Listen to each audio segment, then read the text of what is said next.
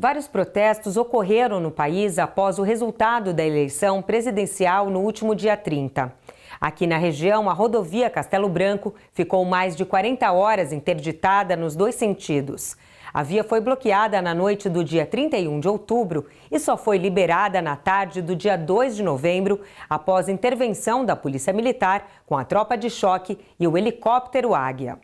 No mesmo dia do feriado de finados, centenas de pessoas se concentraram em frente ao Arsenal de Guerra em Barueri para pedir intervenção militar no país. Porém, dessa vez, os manifestantes não impediram a circulação de veículos. Vitor Miciato, doutor em História Política, conversou conosco sobre o assunto.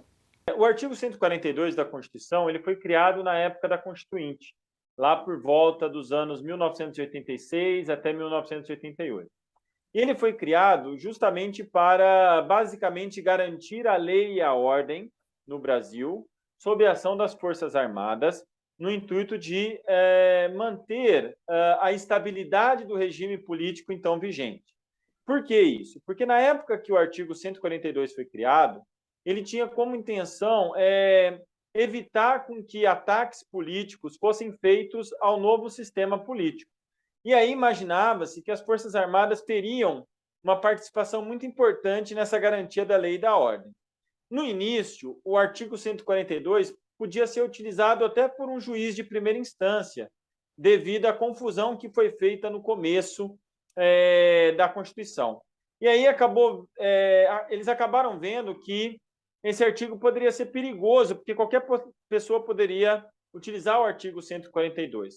Atualmente, o artigo 142 passou por algumas modificações em que hoje, pela jurisprudência, melhor dizendo, já é possível detectar que ele só pode ser utilizado em casos de extrema desordem social, quando você tem o esfacelamento dos regimes políticos, e a garantia da lei e da ordem ela entra para justamente preservar o próprio Estado democrático de direito. Então, toda vez que ele é requisitado, ele é para manter o Estado democrático de direito.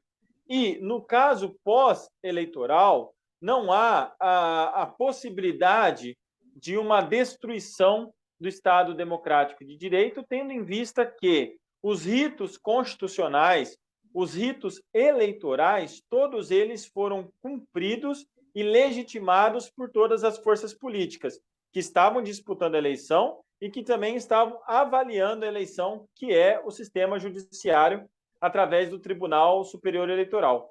Portanto, o artigo 142 ele tem uma definição muito clara e que não se adequa a essa reivindicação atual, no sentido de utilizar esse artigo para rever uma decisão eleitoral.